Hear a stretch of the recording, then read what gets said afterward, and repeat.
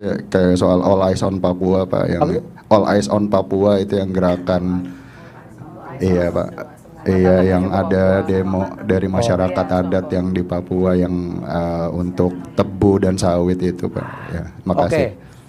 Kenapa sih orang ngelihat Papua? Gara-gara itu? Gara-gara yang saya jadi ketua Satgas untuk bikin tebu itu sama pangan itu? Aku tahu juga itu, cara-cara itu. Saya kan ngerti betul juga.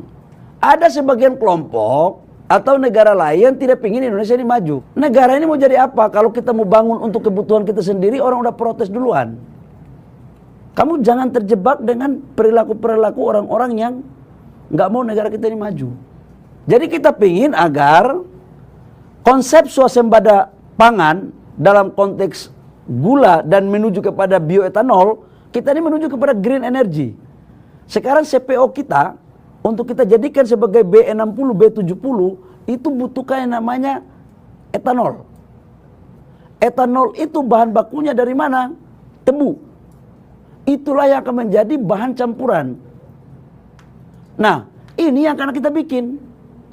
Nah, kemudian kawasan di Merauke ini bukan kawasan hutan padat yang seperti HPH itu. Nggak ada. Saya kemarin 2,5 jam keliling di udara. Karena Freeport Indonesia sekarang sahamnya sudah 51% oleh negara. Jadi Freeport Indonesia ini bukan lagi Freeport asing. Ini sudah Freeport Republik. Masa kita perpanjang kita punya aja susahnya minta ampun. Yang kedua, opsi daripada perpanjangan salah satu itemnya, kebetulan saya adalah tim negosiasi dengan Freeport, dengan beberapa kementerian teknis, termasuk Menteri SDM, Menteri Keuangan, Menteri BUMN. Kebetulan saya sudah melakukan negosiasi dengan Freeport. Dan sudah hampir 98% poin-poinnya sudah disepakati. Salah satu diantaranya adalah saham penambahan 10%, pembagian kemudian membangun smelter di Papua, kemudian melibatkan pengusaha-pengusaha daerah Papua. Jangan pengusaha Freeport ini dari gunting kuku sampai gunting rambut semua pengusahanya dari Jakarta. Kita pingin orang Papua, jadi insya Allah kalau sekarang kita sudah 51%, potensinya kita tambah lagi 10%, 61% milik negara. Yang sahamnya terdiri dari BUMN dan BUMD. Mau nanya juga soal Freeport Pak, karena tadi udah disinggung sama Pak Bahlil, dibilang kan 2 smelter Pak, di Manyar sama Papua. Papua itu ada di mana aja Pak? Di Timika atau di Fakfak?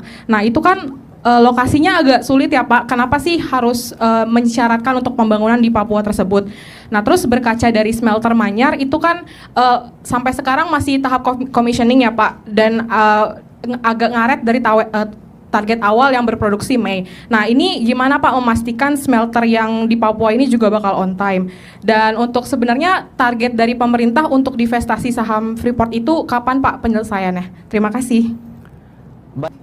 Freeport itu kenapa harus, jadi gini Dek, smelter Freeport di Gresik itu kan targetnya bulan Mei, tapi molornya kan cuma 1-2 bulan. Sekarang sudah commissioning, sekarang sudah berproduksi. Nah kenapa itu terlambat? Kita kan tahu semua kemarin kan Covid toh, bangun smelter dengan investasi 3 miliar US dollar, 3 miliar US dollar itu bukan seperti bangun pabrik tahu tempe yang bisa kerja cepat. Molornya kan nggak lebih dari 6 bulan. Nah sekarang sudah berproduksi, dan tapi produksinya kan tidak bisa langsung 1.700.000 konsentrat, 1.700.000 ton. Tapi kan pabrik itu kan 40% dulu sekian bulan, habis itu sekian bulan ditambah 70%, peaknya itu nanti di Desember 2024. Karena kalau satu kali masuk, meledak itu pabrik. Dan itu mekanisme kerja industri. Yang berikut menyangkut dengan kenapa smelternya di Papua. Dek, Freeport itu ada di Papua. Saya salah satu ketika masuk, ini untung aja sudah diputuskan. Ketika saya masuk di pemerintah, sudah diputuskan itu di Gresik. Dan saya ngotot, kenapa itu di Gresik? Tambangnya dari Papua kok. Infrastrukturnya belum siap. Sampai ayam tumbuh gigi pun kalau alasannya seperti itu, Papua nggak dibangun-bangun. Kita nggak mau cara berpikir itu. Itu cara berpikir yang lazim. Nah saya mau berpikir yang tidak lazim. Yang berpikirnya harus terjadi lompatan kuantum, karena kami berpandangan bahwa PAD dan percepatan pembangunan industri merupakan instrumen untuk menciptakan pertumbuhan kawasan ekonomi baru. Bahwa tempatnya itu mau di Papua, di Fak-Fak, mau di Timika, itu soal lain. Ya, nanti kita bicarakan. Ya, nanti kalau saya sudah umumkan baru putuskan lah. Tapi arah-arahnya antara dua itulah. Ya. Berarti harus 2 smelter buat perpanjangan kontrak, Pak? Oh ya, kenapa tidak? Oh, oke. Kamu diuntungkan nggak? Menguntungkan asing atau Indonesia?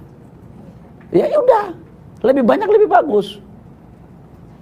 Ini soalnya negosiasi sama saya, nggak mau saya diatur-atur sama asing. Ya sorry, saya nggak bisa diatur dengan cara-cara, oh ini karena sudah satu, nanti kong kali kong. Nggak. Berpikiran saya adalah mana yang terbaik untuk negara, itu yang kita lakukan. Ya. Investasinya, Pak? Investasinya nanti cepat kok, investasinya. Target selesainya, Pak? Nanti kita umumkan lah. Kamu kadang-kadang lebih cepat daripada kami soalnya. Pertanyaan. Pak, terakhir soal harga kira-kira lebih murah daripada Vale atau Ini sebenarnya harganya sangat kecil, 10%, 10% divestasi itu sebenarnya angkanya sekecil-kecilnya. Jauh lah Vale mah beli. Kita paksakan untuk nggak beli ini sebenarnya. Kenapa mau tanya lagi? Ini nggak lazim ini, Pak. Pasti mau tanya begitu kan? Kalau kalian berpikir lazim, kapan bangsa ini mau maju? Kita berpikirnya pasti harus di luar kelaziman. Kita jangan dimainkan. Negara ini nasionalisme kita harus teruji di sini. Ya, deh ya. ya, Pak? Tulis bye-bye supaya asing dengar. Boleh sebelah sini lagi, ada yang mau tanya sebelah kanan, yang di belakang. Selamat siang Pak Menteri Firda dari CNBC Indonesia. Pertama saya pengen nanya Pak soal tadi kan Bapak ngomongin Freeport nggak mau lagi diatur-atur sama asing gitu kan. Kapan Indonesia mau maju gitu. Dengan penambahan 10% yang Bapak bilang tadi nantinya, apakah nantinya pemerintah akan mengambil bagian yang besar gitu untuk mengatur Freeport? Dan kemudian apakah nanti juga akan ada kayak permintaan manajemen gitu untuk dari pemerintah untuk bisa memanage Freeport? Menyangkut dengan Freeport, ya kita pinginkan kalau ada barang bagus dan pendapatan ke negara bagus, siapa yang nggak mau banyak? Dan Freeport ini kan barang bagus. Ini Freeport ini ibaratnya seperti cewek cantik dari Papua. Ya kan, barang hitam tapi hitam manis kira-kira begitu kan. Dan kita pingin untuk sekarang 51%, kita pingin untuk 60%, 61%. Nah kalau sudah 61%, Freeport ini sudah milik Indonesia. Sekarang aja udah milik Indonesia sudah 51%. Jadi maksud saya jangan kita membuat diri kita itu susah gitu loh. Nah terkait dengan, gini, dalam mengelola korporasi, yang penting itu pendapatannya. Bukan siapa yang mengerjakan. Siapa yang mengerjakan itu penting. Tapi jauh lebih penting pendapatannya. Sekarang saya mau tanya sama kamu. Kalau kamu dikelola oleh Indonesia pendapatan 10. Tapi kalau dikelola oleh orang asing pendapatannya 12. Pilih mana? Ya pilih 12. Makanya kita ini jangan terlalu ributkan dengan proses. Yang penting hasil. Hasil dalam konteks proses itu jauh penting. Yang paling bagus itu adalah dikelola oleh orang Indonesia. Pendapatannya sama dengan dikelola asing. Itu yang paling bagus. Tapi kalau pilihannya dikelola oleh orang Indonesia tapi pendapatannya di bawah dari yang dikelola oleh asing, ya kita cari pendapatan yang bagus dong. Negara kan butuh pendapatan, daerah butuh pendapatan, rakyat butuh lapangan pekerjaan. Jadi bagi saya, bukan itu yang menjadi persoalan dalam negosiasi saya. Berapa yang negara dapat? Nanti urusan teknisnya itu Menteri BUMN.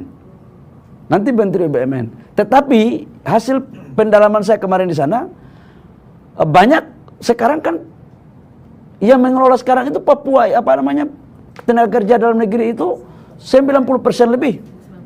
96%. Dan ini kan laporan open book. Diaudit. Jadi apanya lagi yang harus kita persoalkan? Ini sudah sangat transparan. Kalau dulu kita masih mencurigai-curigai. Ini Freeport ini konsentrat yang dikirim kandungannya apa aja selain tembaga. Kalau sekarang dengan smelter di Jawa Timur sudah nggak bisa kita bohong-bohong lagi. 3 juta konsentrat yang dikirim ke Jawa Timur itu menghasilkan 60 ton emas, 400.000 ton katoda tembaga. Dulu kan nggak bisa kita menjelaskan begini, karena barang cuma dibawa begitu aja. Terus berapa lagi turunannya macam-macam itu. Karena sekarang smelternya itu sampai detail untuk memisahkan seperti itu. Jadi ini sudah tidak ada dusta di antara kita. Nah aku pikir juga, pingin juga di Papua seperti itu. supaya orang tahu bahwa oh barang kami itu dulu begini. Dan kita itu rata-rata itu kan apa ya, cara hayalan kita itu menjustifikasi seolah itu sudah benar, padahal itu belum tentu semuanya benar. Sama yang terakhir agak nggak berhubungan Pak, maaf, tapi takut nanti Bapak kabur nggak doorstop gitu ya, kayak soal All Eyes on Papua Pak, yang All Eyes on Papua itu yang gerakan, iya Pak, iya yang ada demo dari masyarakat adat yang di Papua yang untuk tebu dan sawit itu Pak, ya, makasih. Oke. Kenapa sih orang ngelihat Papua? Gara-gara itu, gara-gara yang saya jadi ketua satgas untuk bikin tebu itu sama pangan itu. Ada gerakan penolakan dari masyarakat. Aku tahu juga itu, cara-cara itu. Saya kan ngerti betul juga. Ada sebagian kelompok atau negara lain yang tidak ingin Indonesia ini maju. Kamu tahu nggak impor gula kita berapa sekarang? Oh, impor gula kita itu 5 juta ton. Beras kita impor dari mana? Negara ini mau jadi apa? Kalau kita mau bangun untuk kebutuhan kita sendiri, orang udah protes duluan. Kamu jangan terjebak dengan perilaku-perilaku orang-orang yang nggak mau negara kita ini maju. Jadi kita pingin agar konsep swasembada pangan dalam konteks gula dan menuju kepada bioetanol, kita ini menuju kepada green energy. Sekarang CPO kita untuk kita jadikan sebagai B60, B70 itu butuhkan yang namanya etanol. Etanol itu bahan bakunya dari mana? Tebu. Itulah yang akan menjadi bahan campuran. Nah, ini yang akan kita bikin. Nah, kemudian kawasan di Merauke ini bukan kawasan hutan padat yang seperti HPH itu. Nggak ada. Saya kemarin 2,5 jam keliling di udara dengan bupati, dengan gubernur. Sebagian arealnya ex-APL. Dan saya ngerti siapa yang mencoba untuk melakukan itu. Tapi begini loh, kita harus punya hati lah untuk negara ini. Kita pingin ini dorong supaya mekanisasi. Nggak bisa lagi kita manual-manual. Makanya cost biaya produksi kita terhadap proses untuk menghasilkan sebuah produk dari pangan selalu lebih mahal ketimbang dengan negara lain. Kenapa? Karena kita masih manual, bos. Yang lain 2.000-3.000 hektar itu tenaga kerja mungkin cuma tidak selebih dari 50 orang. Karena semua sudah mekanisasi. Nah, ini yang kita mau dorong. Tapi yakinlah bahwa kita cinta negara ini kok. Kita cinta negara ini, dan konsep yang saya akan bangun di Papua itu adalah masyarakat-masyarakat adat yang punya wilayah, kita akan jadikan mereka sebagai subjek dan objek. Jadi negara dapat hasil terhadap apa yang dibutuhkan terkait dengan beras, terkait dengan etanol, terkait dengan gula, tapi juga rakyat dan pengusahanya ikut tumbuh bersama-sama. Gitu ya. Barang baru biasalah. Oke.